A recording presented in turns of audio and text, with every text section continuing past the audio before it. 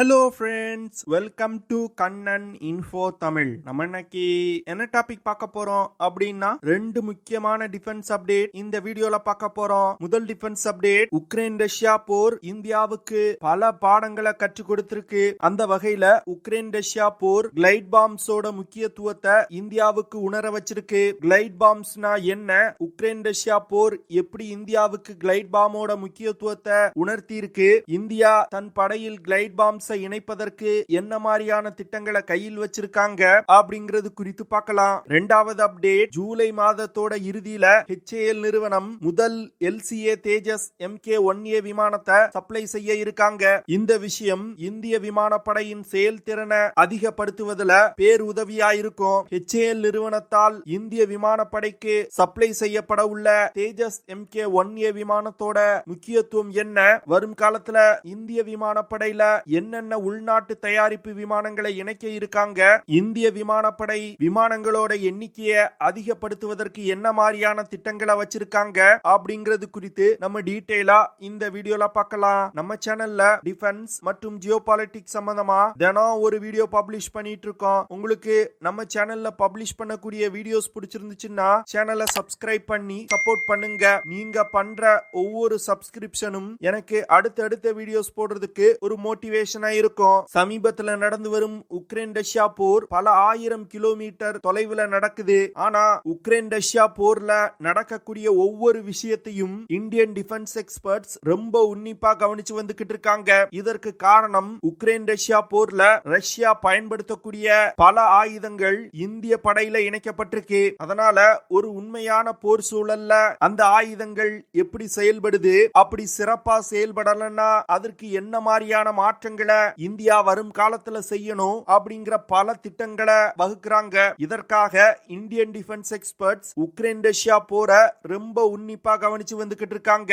அந்த வகையில Ukraine Russia போர்ல ரஷ்யா மிக சிறப்பா கிளைட் பாம்ஸ் பயன்படுத்தி இருக்காங்க. கிளைட் பாம்ஸ் சாதாரண மிசைல்கள் போன்று கிடையாது, விலை குறைவானது. ஆனா கிளைட் பாம்ஸ் பயன்படுத்தி தாக்குதல் நடத்தும் பொழுது எதிரிகளுக்கு பலத்த சேதத்தை ஏற்படுத்த முடியும். கிளைட் பாம்ஸ் அப்படிங்கிறது இன்ஜின் இல்லாத ஒரு precision guided units. Glide palms அதிக உயரத்துல விமானங்கள்ல இருந்து லான்ச் செய்வாங்க. கிளைட் பாம்ல இருக்கக்கூடிய ரெக்கைகளை பயன்படுத்தி டார்கெட்டை நோக்கி கிளைட் செய்து சென்று தாக்குதல் நடத்தும். சாதாரண பாம்ஸை விட இந்த கிளைட் பாம்ஸ்ல பல அட்வான்டேஜஸ் இருக்கு. குறிப்பா சாதாரண பாம்ஸை விட இந்த கிளைட் பாம்ஸ்னால தொலை தூரத்துல உள்ள இலக்குகளை கூட மிக துல்லியமா தாக்க முடியும். இதன் மூலமா பாமர் விமானங்களை இயக்கக்கூடிய விமானிகள் எதிரிகளின் எல்லைக்குள் நீண்ட தூரம் பறந்து சென்று தாக்குதல்களை நடத்த தேவையில்லை. ஒரு சேஃபான தூரத்துல இருந்து கொண்டே கிளைட் பாம்ஸ் லான்ச் செய்ய முடியும். இதனால யுத்த களத்துல பைலட்டுகள் மற்றும் விமானங்களின் இழப்பை பெருமளவுல குறைக்க முடியும். உக்ரைன் ரஷ்யா போர்ல ரஷ்யா அதிக அளவுல கிளைட் பாம்ஸ் மிக சிறப்பா பயன்படுத்தி இருக்காங்க.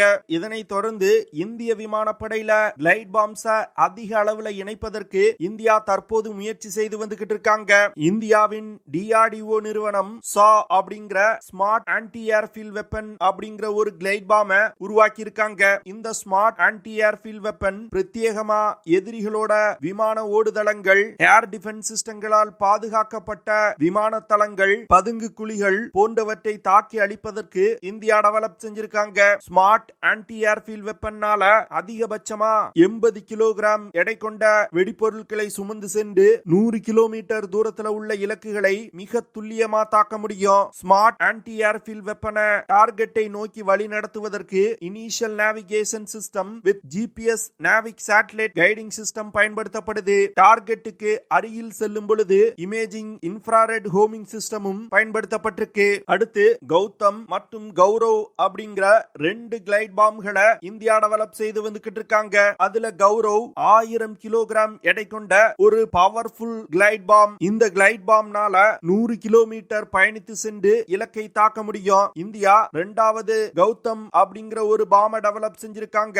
இந்த பாம்ல கிளைட் பாம்ஸ் போன்று ரெக்கைகள் கிடையாது. ஆனா இந்த கௌதம் பாமும் டார்கெட்டை நோக்கி தன்னிச்சையாக பறந்து சென்று தாக்குதல் நடத்தும். கௌதம் பாம்னால 550 கிலோகிராம் எடை கொண்ட வெடிப்பொருட்களை சுமந்து சென்று 30 கிலோமீட்டர் தூரத்துல உள்ள இலக்குகளை மிக துல்லியமா தாக்க முடியும். இந்த கௌதம் பாம்ல ரெக்கைகள் இல்லாததனால பாமோட பாமோட ரேஞ்ச் கௌரவ் பாமை விட மிகவும் குறைவாயிருக்கு. ஆனா தாக்கும் போது ஏற்படக்கூடிய சேதம் 2 பாம்லயுமே மிக அதிகமாயிருக்கும். தற்போதைய நிலையில கௌதம் மற்றும் கௌரவ் பாம்ஸ இந்திய விமானப்படையின் Su-30 MKI போர் விமானங்கள்ல இணைச்சிருக்காங்க.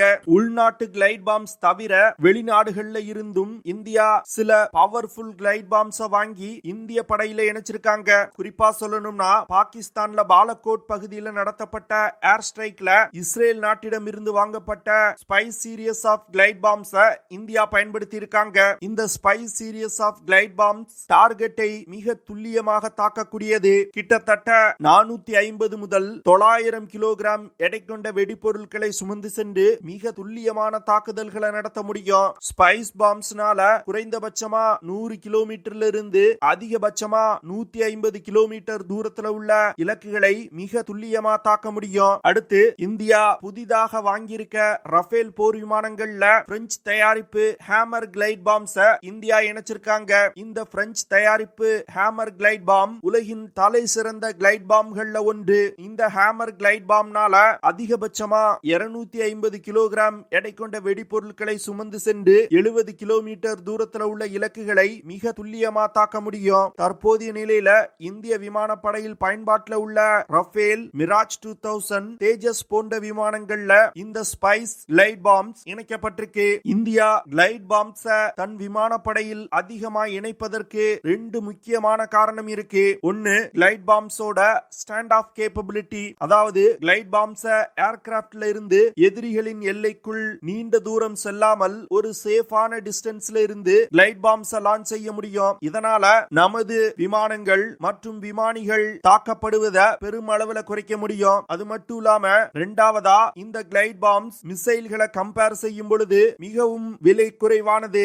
ஆனா மிசைல்களை பயன்படுத்தி தாக்குதல் நடத்தும் பொழுது ஏற்படக்கூடிய அதே அளவிலான சேதம் இந்த கிளைட் பாம்ஸ பயன்படுத்தி நடத்தப்படும் தாக்குதல்களையும் ஏற்படும். அது மட்டும் இல்லாம நீண்ட நாட்கள் நடக்கக்கூடிய யுத்தங்கள்ல இது போன்ற விலை குறைவான கிளைட் பாம்ஸ இந்தியா பயன்படுத்த திட்டமிட்டிருக்காங்க. அதனாலதான் இந்திய விமானப்படையில அதிக அளவிலான கிளைட் பாம்ஸை இணைப்பதற்கு திட்டங்களை வகுத்து செயல்படுத்தி வந்துகிட்டு இருக்காங்க. சமீபத்துல கூட 1000 கிலோகிராம் எடை கொண்ட கௌரவ் கிளைட் பாம்ஸை வாங்குவதற்கு இந்திய விமானப்படை திட்டமிட்டிருக்காங்க. இரண்டாவது அப்டேட், பிப்ரவரி 2021ல ministry of defence 83 Tejas MK-1A விமானங்களை வாங்குவதற்கு HAL நிறுவனத்திடம் 48,000 கோடி ரூபாய் செலவுல ஒரு மிகப்பெரிய ஆர்டரை கொடுத்தாங்க. HAL மற்றும் இந்திய விமானப்படைக்கு இடையில் போடப்பட்ட ஒப்பந்தத்தின்படி பிப்ரவரி 2024 வருடமே முதல் LCA தேஜஸ் MK-1A விமானத்தை சப்ளை செஞ்சிருக்கணும். ஆனா இதுவரைக்கும் முதல் LCA தேஜஸ் MK-1A விமானத்தை HAL நிறுவனம் சப்ளை செய்யல. இதற்கு பல சப்ளை செயின் காரணங்கள் சொல்லப்படுது. குறிப்பா தேஜஸ் MK-1A விமானத்துல பயன்படுத்தப்படும் F404 இன்ஜின் ஒரு அமெரிக்க தயாரிப்பு இன்ஜின். இந்தியா அதிக அளவுல தேஜஸ் MK-1A விமானங்களை உருவாக்குறதுனால அந்த இன்ஜின்களை அதிக அளவில் GE நிறுவனம் தயாரிக்க வேண்டிய கட்டாயம் ஏற்பட்டிருக்கு. அதுல சில பிரச்சனைகள் இருப்பதனால தேஜஸ் MK-1A விமானத்தோட டெலிவரி லேட் ஆகி வந்துச்சு. ஆனா தற்போது அனைத்து விதமான சப்ளை செயின் இஷ்யூஸையும் சால்வ் செய்து தேஜஸ் MK-1A விமானங்களோட டெலிவரிய HAL இந்த மாதத்தோட இறுதியில தொடங்க போறாங்க. முதல்ல HAL வருடத்துக்கு 16 தேஜஸ் MK-1A விமானங்களை தயாரிப்பதற்கு திட்டமிட்டிருந்தாங்க. அப்படி 16 விமானங்களை ஒரு வருடத்துக்கு தயாரித்தா அடுத்த 5 வருடங்கள்ல 83 தேஜஸ் MK-1A விமானங்களை சப்ளை செய்து முடிக்கலாம். ஆனா தற்போது இந்தியா ஒரு வருடத்துக்கு 18 இருந்து 24 விமானங்களை தயாரிப்பதற்கு திட்டமிட்டிருக்காங்க.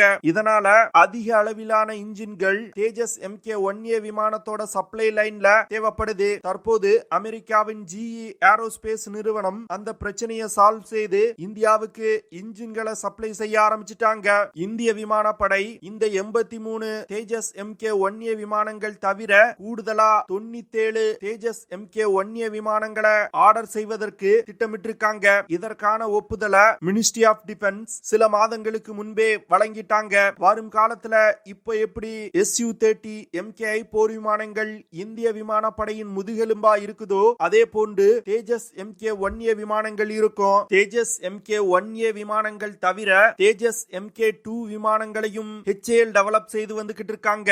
தேஜஸ் MK2 விமானங்களை டெவலப் செய்யறதுக்கான ஒப்புதலை கேபினெட் கமிட்டி ஆன் செக்யூரிட்டி சில மாதங்களுக்கு முன்பு கொடுத்து தேஜஸ் MK2 விமானத்தோட புரோட்டோடைப் உருவாக்கும் வேலைகள் முழு வீச்சில் நடந்து வருது. இந்திய விமானப்படை 120 தேஜஸ் MK2 விமானங்களை வாங்குவதற்கு திட்டமிட்டிருக்காங்க. தேஜஸ் MK2 விமானம் தற்போது HAL சப்ளை செய்ய உள்ள தேஜஸ் MK1A விமானத்தில இருந்து முற்றிலும் வேறுபட்டது. ரஃபேல் போர் விமானம் எப்படி ஒரு மல்டி ரோல் ஃபைட்டர் ஜெட் விமானமா இருக்குதோ அதே போன்ற கேப்பபிலிட்டி கொண்ட விமானமா தேஜஸ் MK2 விமானம் இருக்கும். இந்திய விமானப்படையில் பயன்பாட்டில் உள்ள மிராஜ் 2000, ஜாகுவார், MiG-29 போன்ற விமானங்களை ரீப்ளேஸ் செய்வதற்காக தான் இந்தியா தேஜஸ் MK1A மற்றும் தேஜஸ் MK2 விமானங்களை அதிக அளவில் தயாரித்து இந்திய விமானப்படையில் இணைப்பதற்கு திட்டமிட்டிருக்காங்க.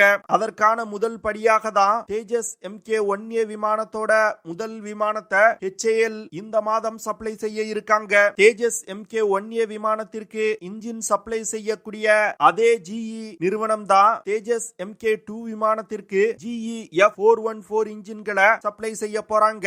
இப்படி அதிக அளவில் உள்நாட்டு விமானங்களை இந்திய விமானப்படையில் இணைப்பதன் மூலம் வேகமா குறைந்து வரும் இந்திய விமானப்படையின் ஸ்குவாட்ரான் ஸ்ட்ரென்த்தை இன்கிரீஸ் செய்ய முடியும். இந்தியா, சீனா மற்றும் பாகிஸ்தான ஒரு டூ ஃப்ரண்ட் வார்ல சமாளிக்கணும்னா வெளிநாடுகள்ல இருந்து வாங்கக்கூடிய விமானங்களை கொண்டு சமாளிக்கவே முடியாது. ஏன்னா சீனா மற்றும் பாகிஸ்தானோடு நடக்கக்கூடிய ஒரு டூ ஃப்ரண்ட் வார் குறுகிய காலத்துல முடியாது, நீண்ட நாட்கள் நடக்கும். அதனால உள்நாட்டுல இந்தியா அதிக அளவுல விமானங்களை தயாரித்து படையில் இணைச்சிருந்தாங்கன்னா எந்த நாட்டையும் நம்பி இந்தியா யுத்தம் செய்ய வேண்டிய நிலை இருக்காது. அதற்காக தான் இந்தியா அதிக அளவுல உள்நாட்டு தயாரிப்பு விமானங்களை இந்திய விமானப்படையில் இணைப்பதற்கு திட்டமிட்டு அதற்கான வேலைகளை செஞ்சு வந்துகிட்டு இருக்காங்க. ஓகே ஃப்ரெண்ட்ஸ், நம்ம வீடியோவோட நிறைவு பகுதிக்கு வந்துட்டோம். இதெல்லாம் தான் நான் உங்ககிட்ட ஷேர் பண்ணணும் அப்படின்னு நினைச்ச விஷயங்கள். ஐ ஹோப் நான் ஷேர் பண்ண விஷயங்கள் உங்களுக்கு பிடிச்சிருக்கும் நினைக்கிறேன். அப்படி பிடிச்சிருந்துச்சுன்னா ஷேர் பண்ணுங்க, லைக் பண்ணுங்க, கமெண்ட் பண்ணுங்க. மறக்காம நம்ம சேனலுக்கு சப்ஸ்கிரைப் பண்ணுங்க. அப்படியே அந்த பெல் நோட்டிபிகேஷனை கிளிக் பண்ணி ஆல்ங்கிற ஆப்ஷனை எனேபிள் பண்ணிக்கங்க. See you in the next video. Jai Hind.